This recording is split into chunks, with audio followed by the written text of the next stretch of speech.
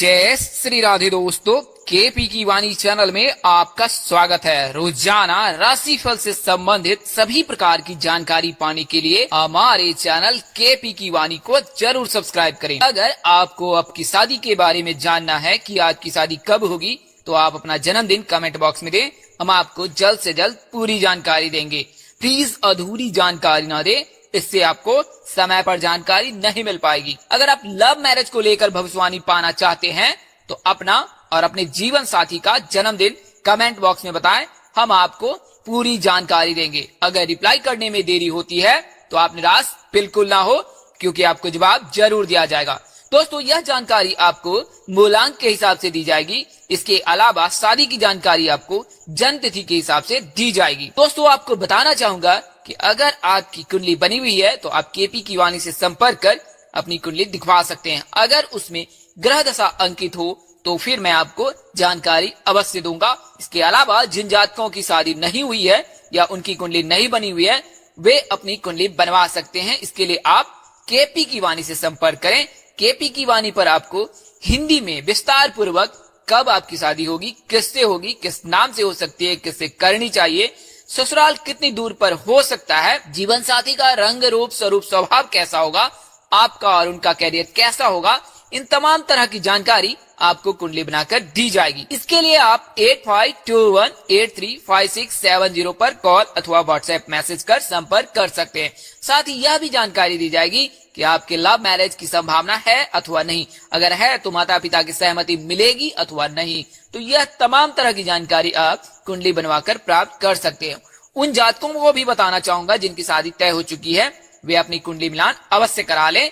इससे उनके वैवाहिक जीवन की जानकारी प्राप्त हो जाएगी कि उनका आने वाला जीवन कैसा गुजरेगा। इसके लिए आप अपने नजदीक के किसी प्रकांड पंडित अथवा ज्योतिष से संपर्क कर सकते हैं, अन्यथा आप केपी की वाणी से भी कुंडली मिलान करवा सकते हैं। यह सेवा सशुल्क है और मामूली फीस लेकर कुंडली मिलान की जाती है। आज की वीडियो में मैं आपको उन राशियों के बारे में बताने जा रहा हूँ जिनकी सगाई नवंबर महीने में होने की पूरी संभावना है या कि योग है, योग भी प्रबल हैं। पहले आपको कुछ प्राथमिक जानकारी देना चाहता हूँ। लड़कियों की शादी के जो कारक हैं वे गुरु माने जाते हैं और लड़कों की शादी के कारक शुक्र माने जाते हैं। शुक्र को स्त्री सुख और विवाह सुख का कारक माना जाता है। अगर शुक्र विवाह घर में हो तो जीवन साथी बेहद ही रोमांटिक मिलता है। वहीं गुरु के मजबूत रहने से या गुरु विवाह घर में रहने से शादी शीघ्र हो जाती है लड़कियों की, और मन मुताबिक मनचाहा जीवन साथी मिलता है, नौकरी वाला जीवन साथी मिलता है। साथ ही परिवार में धन धान्य की कमी नहीं होती है। इसके लिए हमेशा ज्योतिष गुरु को मजबूत करने की सलाह देते हैं। वहीं लड़कों के लिए शुक्र का मजबूत होना बहुत जरूरी है। तो कैसे करें मजबूत? लड़कियां गुरुवार का व्रत करें, पीले कपड़े पहने, पीले चीजों का सेवन करें।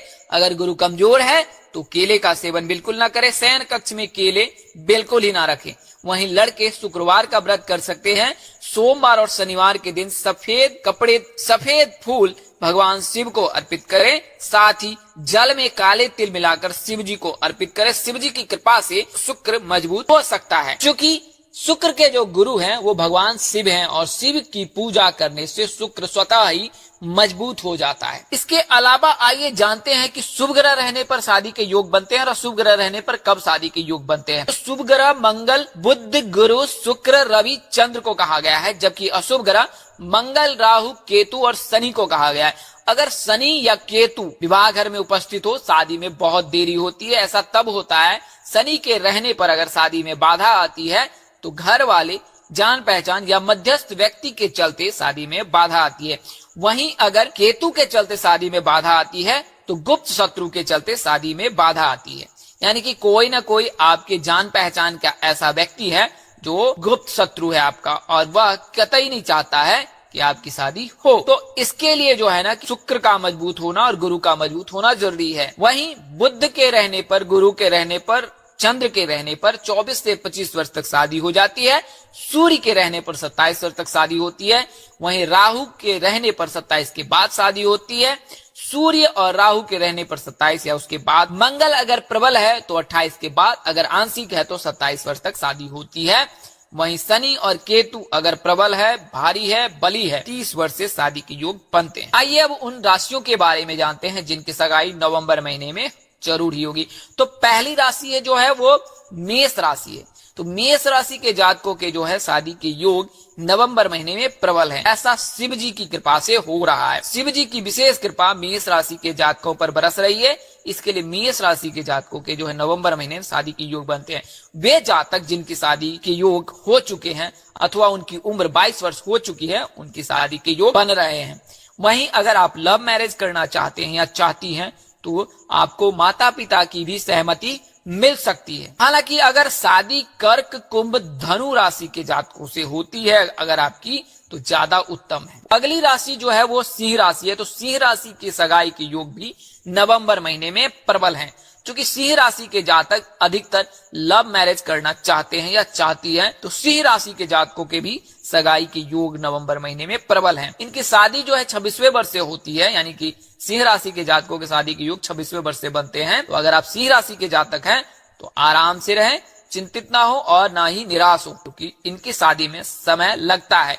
कई जातकों की शादी 31 वर्ष तक होती है, तो आप धैर्यवान रहें। शिव जी की और शनिदेव की पूजा अगर आप करते हैं तो यह आपके लिए सोने पे सुहागा जैसा रहने वाला है। आपके गुरु जो है वे तीसरे भाव को देख रहा है, पंचम में उसकी दृष्टि बन पड़ी है और कुंभ राशि का गुरु का कुंभ राशि में प्रवेश करना भी आपके लिए योग बना रहा है। उसी राशि के जातकों के भी शादी के योग जो हैं या सगाई के योग जो हैं वो नवंबर महीने में प्रबल हैं। अगली राशि वृश्चिक है। तो वृश्चिक राशि के जो शादी के योग है 21वें वर्ष से बनते हैं और जो महीना है वो नवंबर में प्रबल योग बन रहा है। ऐसा इसलिए हो रहा है क्योंकि वृश्चिक राशि के जो जातक होते हैं वे हनुमान जी की ज्यादा पूजा पाठ करते हैं और शिव जी जो है, शिव जी के 11वें रूप जो है हनुमान जी है। तो हनुमान जी को पूजा पाठ करना यानी कि शिव जी को पूजा पाठ करने जैसा समतुल्य होता है। इसके चलते शिव जी की विशेष कृपा वृश्चिक राशि के जातकों पर पड़ रही है। अगर आप सिंह राशि के जातकों से शादी करते हैं तो यह ज्यादा ही उत्तम होता है। अगली राशि जो है वो धनु है। धनु राशि के जो राशि स्वामी हैं वो गुरुदेव हैं और इनके आराध्य देव भगवान श्री हरि विष्णु हैं। इनकी शादी के योग प्रबल हैं। ऐसा 6 अप्रैल को जब गुरु कुंभ राशि में प्रवेश किया उस समय में भी इनके शादी के योग बन रहे थे। किसी न किसी कारणवश शादी में डिले हुआ है, तो वह नवंबर महीने में जो सारी समस्त बाधाएं हैं दूर हो जाएंगी। इनके राशि स्वामी स्वयं गुरु है और आराध्य देव भगवान श्री हरि विष्णु है जो कि शादी के कारक माने जाते हैं। तो इस वजह से धनु राशि के जातकों की जो शादी के योग है महज 20वें वर्ष से बनने लगते हैं। तो अगर कुंडली से आपकी राशि धनु है तो आपकी सगाई के योग नवंबर महीने में प्रबल हैं। भगवान गणेश जी को अगर आप अंतर ध्यान से सच्चे मन से याद करें, स्मरण करें और उन्हें अपनी मनोकामना बताएं तो आपकी शादी के योग जरूर ही नवंबर महीने में बन जाएंगे। कुंभ राशि, तो कुंभ राशि का क्या कहना।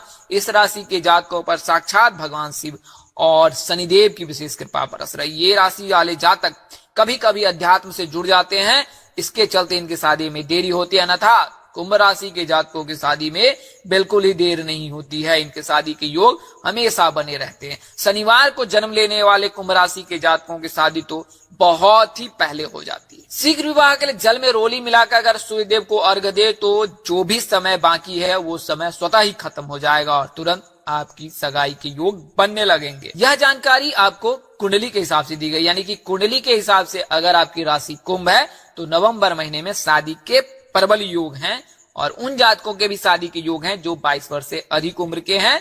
लड़के 25 वर्ष और लड़कियां 22 वर्ष से अधिक हैं। अन्यथा अगर शनिवार के दिन आपका जन्म हुआ है शादी के प्रबल योग हैं। दोस्तों, इस वीडियो में बताई गई जानकारी ज्योतिष, पंचांग, मान्यताओं और धर्म ग्रंथों से दी गई है। हमारा उद्देश्य महज आपको सूचना पहुंचाना है, आप इसे सूचना हेतु ही दे।